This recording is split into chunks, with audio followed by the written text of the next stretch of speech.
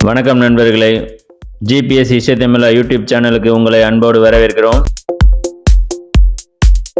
நீங்கள் நம்ம சேனலை முதன்முறையாக பார்க்குறீங்கன்னா இப்போவே நம்ம சேனலுக்கு சப்ஸ்கிரைப் பண்ணுங்கள். கூடவே பக்கத்தில் இருக்கும் ஆல்ங்கிற பட்டனையும் கிளிக் பண்ணிவிடுங்க.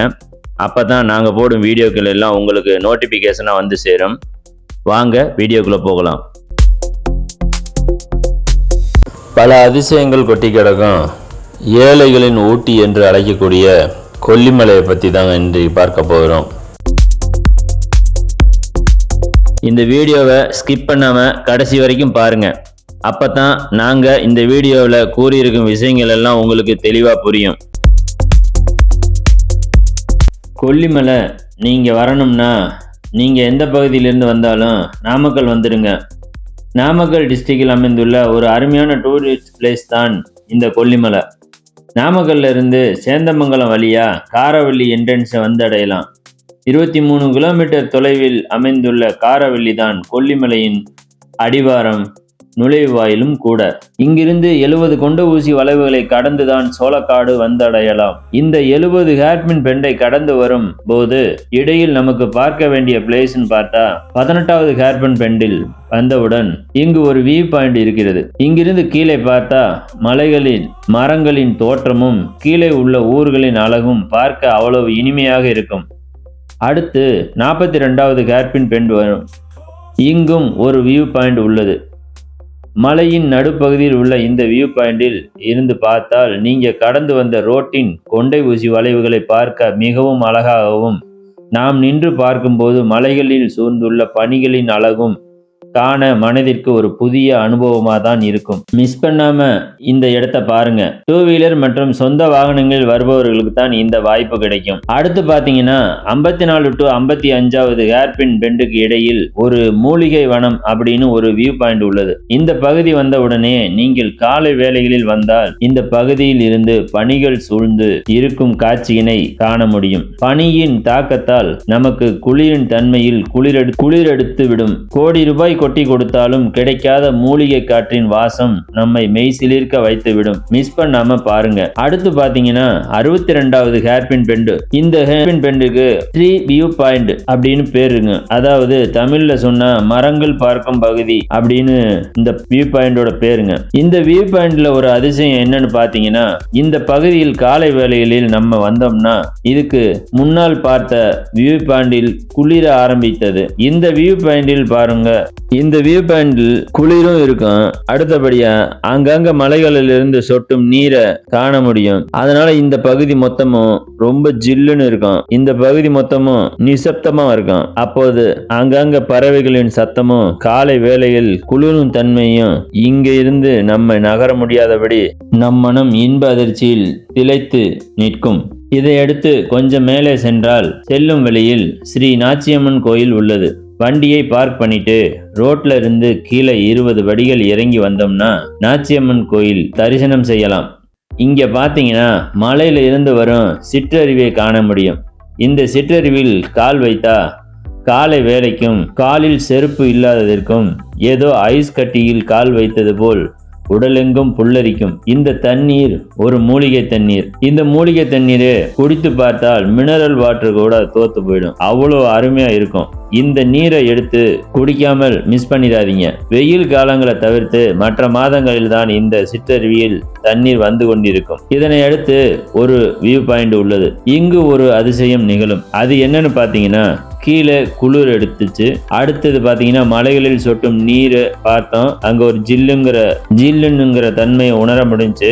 இங்கு அடிக்கடி மேகக்கூட்டம் வந்து நம்மை தழுவி செல்லும். இந்த நிகழ்வை காண நிறைய வாகனங்கள் இங்கு நின்று இருக்கும். இதை காண மனதிற்கு இதமாகவும் ரம்மியமாகவும் இருக்கும். மிஸ் பண்ணிடாதீங்க. இதனை அடுத்து சோளக்காடு என்ட்ரன்ஸ் வந்துடும். நீங்க கொல்லிமலை வந்தா நான் சொல்லி இருக்கும் இடங்களை அவசியம் கண்டு மகிழுங்கள். எனக்கு தெரியாத இடங்கள் இருந்தால் கமெண்ட் பாக்ஸில் சொல்லுங்க, அனைவருக்கும் பயன்படும்.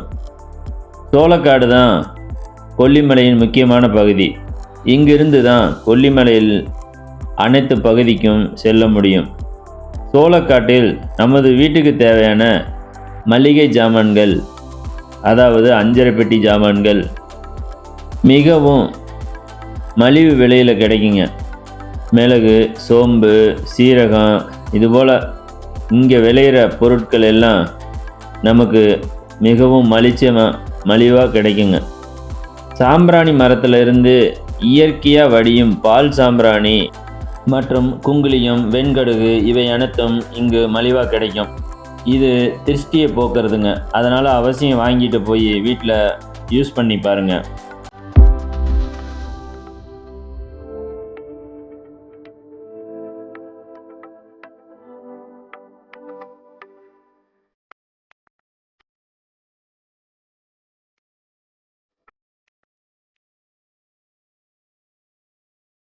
கொல்லிமலையில் பாறைகளில் இடுக்குகளில் விளையக்கூடிய முடவாட்டுக்கால் கிழங்கு இங்கே வந்து ரொம்ப ஃபேமஸுங்க. இந்த பகுதியில் எங்கே பார்த்தீங்கன்னாலும் முடவாட்டுக்கால் கிழங்கு கிடைக்கும். சூப்பும் கிடைக்குங்க.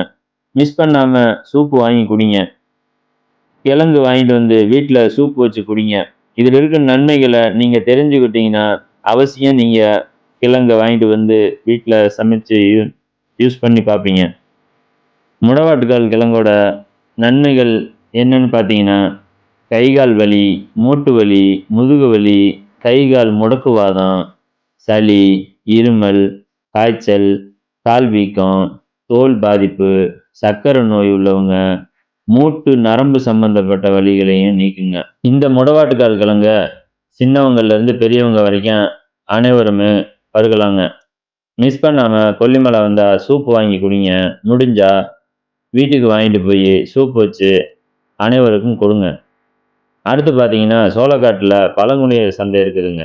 இங்கே பார்த்தீங்கன்னா மலைகளில் விளையிற பொருட்களான மா, பலா, வாழை, கொய்யா, எலுமிச்சை, ஆரஞ்சு, நார்த்தங்காய் மற்றும் இங்கே விளையிற பொருட்களை எல்லாம் இங்கே வந்து சந்தைப்படுத்துகிறாங்க.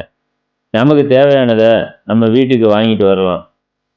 அடுத்து பார்த்தீங்கன்னா, நமது ஊர்களில் விளையிற பழங்களில் உள்ள சுவையை விட மலைகளில் விளையும் பழங்களில் சுவை அதிகமாக இருக்குதுங்க. மிஸ் பண்ணாமல் வாங்கி சுவைத்து மகிழுங்க.